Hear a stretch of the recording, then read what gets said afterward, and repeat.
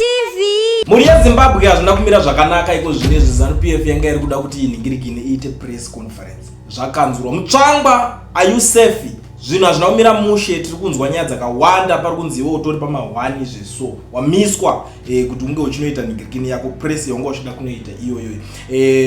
Zvakawanda zviri kuitika ikoko. But munoziva kuti ndiri 1 gig ende ndine dzungu ndochibvondora. Kana uchingatosvika panapa iri first time yako, tanga nekusubscribe ujoin this amazing YouTube channel patinoramba tichikupai nhau without fear or favor. Ende kana uchinge uripo unoziva kuti iwewe unodedzera kuti pasi neZANU-PF. Tanga nekulike this video right now kuitira kuti ZANU-PF yacho iboikane. In fact kana uchitoda ZANU-PF zvato zvako isi kuti pasi nayo kuti iboikane. A lot is happening in Zimbabwe right now. Sekutaura mandambozviita kuti zvonima streets akajamuka vakomana vane zvinhu zvavangada unotaura but speech yazotanga kungochinjwa musataure zvinhu musanoti saka zvatovhariswa. I don't know kuti mangwana acho zvichaitika here because Mutsvangwa ane nyaya dzake but ndichanyatsodzi explaina dzese ndisati ndabva panapa. But rekedza nditange pane iyi yekunzi President Emerson Mnangagwa is called on members of the Zimbabwe Defense Forces to maintain loyalty and dedication in their service to the nation. I am a dare. Boss pari kuchikuitika ndechekuti apa pari kungotarisirwa kuti animuona nyaya iri kuitika nyoka yemabhunu vari kutomushinga left right center ngawe kuno kutoda kuziva ndiani hazi ndibhoki saka toda kurowa bhoki kuti muridzi wabhoki atsamwe azobudikira akuningina saka ndo zvinhu zvavari kuzviitira iko zvine saka iye abva angononanga straight ku Zimbabwean army because nyoka yemabhunu anenge totaura kuti chichi zvinozodaiso munongoziva mastatements ake anenge achitaura saka iko zvinezvi manje pakuchibuda nyaya yekuti iye Mnangagwa achakutaura kuti zvoni vanhu garai muri loyal to the nation. Ukanzwa pano kunzi loyal pari kunzi yayo musazotipandukirwa kwakomana rambai mukadaro rambai muri loyal rambai mje abeyo ari kukumbira ari kudimanda ari kuita sei but atoti rambai muri loyal kumasoja. Kwaona pakutaurwa nyaya idzodzo asi mastatement anongobuda statement iro rinoreva zvakawanda zvokuti ndikatanga kutanga explain the word loyal tinoona kuita 8 hours takagara panapa tichitsanangurirana kuti zvinozodingina papi because pamazuva vakabvisa mugabe paya loyalty yanga yatopera paya vanhu vanga vatoramwa vaneta kuita loyal kwacho vakulodzwa zvekupenga ndo yanga unzi bedroom politics zvokuti amai mugabe wangangoya vakataura chino vakadai masoja kuita sei kwacho ndianani kunzi muda unondikina masoja unopenga uda uchiridzirani kuti mugabe wakutyei zvakawanda zvaitaurika ipapo but this man ari kuratidza kuti aiwaka masoja kado kune ningirigire ndo kune weakness ndo pavakakudubura umwe nzira yemasoja saka yanoti iye anongoita se ngokuduburwawo nerodhiyo ndosaka ana Mutsvangwa vamira kuti mbomiswai mbomirai kuenda kunoita chinhingirini chenyu ichocho chamanga muchida kuita ndo pane nyaya dzacho dzese ndosaka akutaura kuti masoja ivai loyal to the nation. Ipapo ane mamwe mashoko ari kuzondera mberi ari kuti we are unwavering in our commitment to guarantee fair labor standards, strengthen social protection, to promotion employment creation and enhance social dialogue towards the attainment of decent work. I don't know kuti chii chiri kumbonyazofamba sei mauniversity ndingirikina aya muri kuvaziva kuti vakutomhanyira kuclear kuti vasabatwe nemhosva vanga vakabatwa vachiprotesta, kuratidzira, kudemonstrata, kucomplaina, kupopota, kunyunyuta, kuchema, kurwadziwa amene tingati kuita sei kwavaiita ipapo pacho but vakanzi muri kuzviitira kunani $250 oba ende achiri nemaguts ekubuda achitaura zvinhu zvakaita seizvozvo. I don't know kuti murume uyu munomuonawo sezvinhu zvaanenge achitaura because izveso pane nyaya iri panapa Harare Regional Magistrate Ferris Chakanyuka is sentenced Avondale Primary School Deputy Headmistress Rosaline Boroma to 3 years in prison for corruption. Boroma was convicted after a full trial on charges of unlawful hand-picking a company to supply sports equipment to school bypassing the legal requirement procurement procedures. Ukatona muzvikoro makutoitika izvozvo kuti headmaster wacho headmistress anoramba akakula down ndo zvikoro zvinoita atidi kuita sei hatisi kuda kuratidzira zvikoro zvinenge zvichiranwa nechigananda saka chigananda icho chinotanga kutaya inonzi mbudzi inodya paikasungirirwa like we all know kuti muzimbabweni wese anonzi muzimbabweni imbavha anongoti pese paroda kushanda panoitika madhirere ari ngobvunza kuti panobiwa here ndosaka muchiona kuti muzimba anoona kushandira kana muindia achimupa $70 mwedzi wese but kwena kuti 70 iri kwana zvese anenge achitoba achitorova munhu wese anoba zvinoenderana nelevel rake magarden boy chaiwo chero onion paanenge ari papo anenge achitorova achitengesa nerweseri ndoto vanenge vachitoti madhiri itoto kuti ndaonawo mari yekuita se yekuita zvimwe zvinhu zvendenge nchida saka this is the same situation iri panapa saka ndikuzoshaya kuti kaunzwa uya kuti munozodii people like that ndo vakonzera kuti nyika iende pairi because vari kurarama pabasa nemadhiri but basa unofanira kuenda woshanda ungoita zvebasa zvotopera zvakadaro kana unoita madhiri vhura kamusika kabusiness outside basa kwete kuti unosvika uchinoningirira pabasa ipapo so I don't know kuti Mnangagwa zvese zvaari kuzotaura izvi zvekuti ari kuningirira vanhu vese ava vari kusangana nematambudziko aya ari kumaona here ende futi ndiri kutarisa nyaya iyoyoyo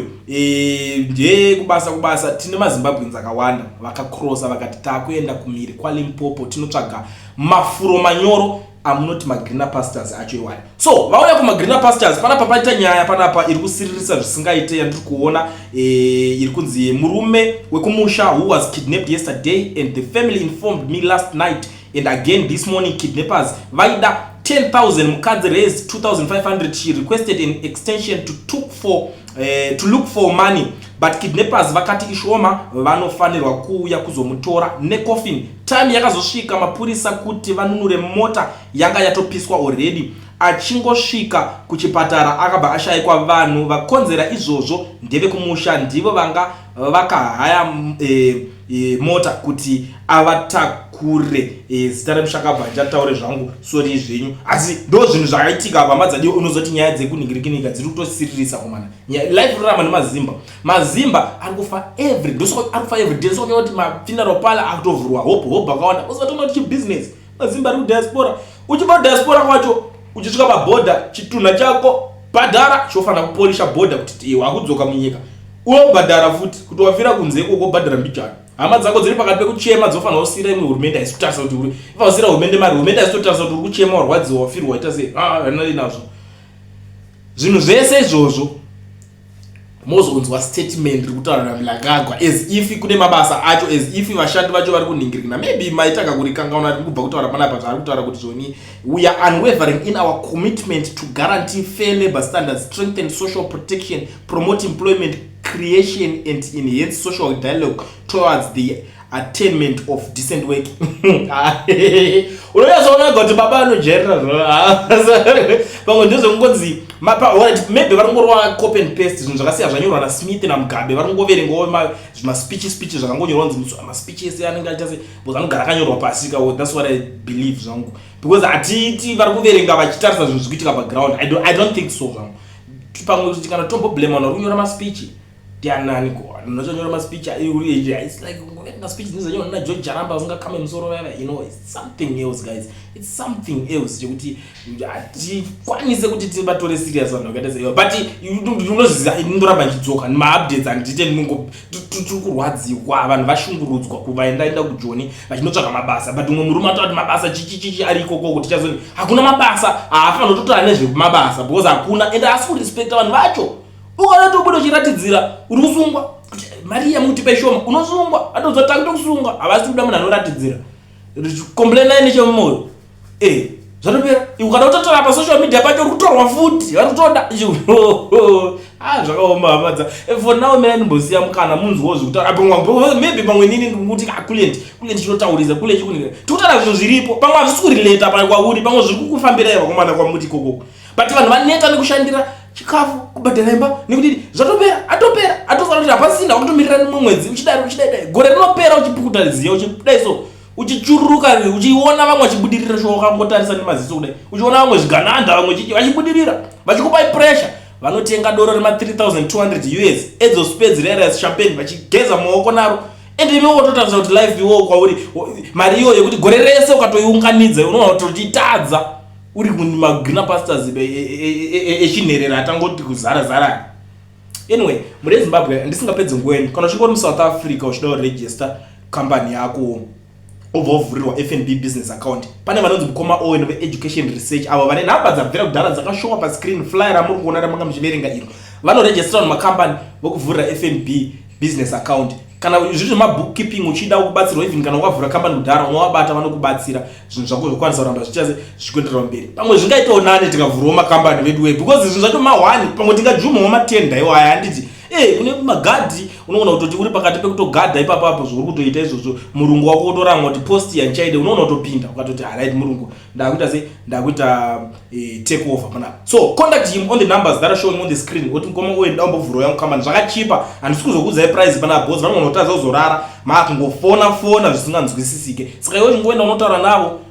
wobva wangoitirwa zvinhu zvako ipapo. Ndatopedza nemi. So sarai makateerera zvinotaurwa nemumwe munhu wenyu uyo ari apa muzimba inoziva kuti munozi izvi zvacho hamana pakashata vanhu vacho vari kutaura vanotaura inoti ndotaura zvangu kuti hapa ndinoeleva ndisvike munzwe zvenyu. Kana muchinge muine zvenyu zvokutaura nhamba dzangu maakudziziva dzekuliend idzo mobva mangoisa enyuwo maaudios muchitaura ipapa. Makadi vana veZimbabwe, ndiri kukumbira ruregerero nokuti shona yandichataura pamwe ainganyatsonzwika zvakanaka nokuti shona handiigoni zvakanaka,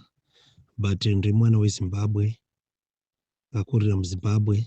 akazotizavo nezvematongero enyika nyangwe nekutambudzika ikoko. Ndiri kuda kuti timbotaura zvidiki because ndiri mumagurupu akati ayo atiri kutaura nezvegeza revolution, atiri kupesedzerana nezvekurusununguko rwevana veZimbabwe,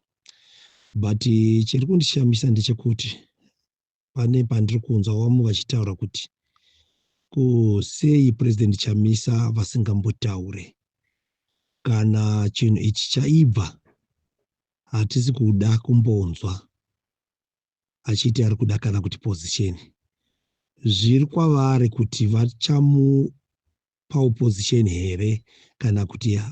havangamupe position. Ko manzwi aComrade Geza pavakatanga kusvika vaitaura vachiti chii? Havana kutaura here nezvekubiridzirwa kwemaelections vachitaura kuti mukomana akabirirwa maelection neZanu PF. Havana kutaura here vakati tikange tichiumba hurumende yomubatanidzwa ndeye vanhu vasina mapato. Vanhu vasina mapato ndivana ani? Havasi here ivo President Nelson Chamisa nevamwe vasina mapato? Havasi here ivo vakabiridzirwa here? Vanhu veZimbabwe kana kuti vana veZimbabwe, ngatiregerei kuita sokunge vaGeza vaida ngoshandisa inzwi ravaChamisa kuti vawine majority kwete. Ndine chivimbo chekuti vaGeza zvavakataura kubva pakutanga vachazvipedzisisa. Hapana kana pamwe chete pandakambonzwa vaGeza vachikritisaiza kuti why Chamisa akanyarara. Izvo zvinoratidza kuti pane pamwe pavari kusangana or pavari kutaura. Ko chakaita kuti President Nelson Chamisa vasava nebato kusvika nhasi chii? Ngatizvibvunzei izvozvo. Vana veZimbabwe, ngatibatanei, tiregere kupanana mapositions tisati takunda. Tiregerei kurwira zvituru tisati takunda. Ngatienderere mberi tichingorwa. Aluta continua. Ndatenda.